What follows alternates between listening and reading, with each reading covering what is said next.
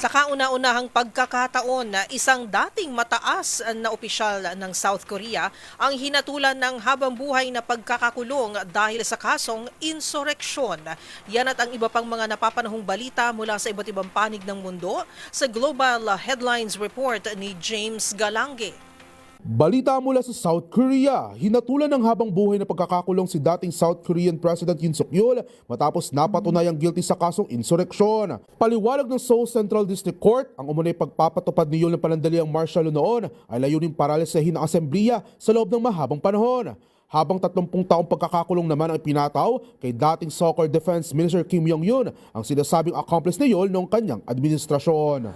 Samantala, balita naman mula sa Vatican. Iniulat ni Cardinal Pietro Parolin, ang Secretary of State ni Pope Leo XIV, na tumangging sumali ang Santo Papa sa binubuong Board of Peace ni US President Donald Trump. Yan ay dahil para sa kanila, may mas malaking pandaigdigang isyu pa ang kailangan maresolba at iniwala ang United Nations ang siyang dapat mangunat at hindi ang Estados Unidos. Bagay na ikinalungkot naman ng White House. Kamakailan niya lang ay dinaos sa Washington ang unang Board of Peace meeting kung saan sinabi ni Trump na maglalaan umano ito na mahigit $10 billion bilang reconstruction sa Gaza. Ang Board of Peace ay nakatakdasa ng mga siwa sa muling pagtatayo ng Gaza, ngunit pinalawak ng layunin nito upang maging isang pandaigdigang tagapangalaga ng kapayapaan.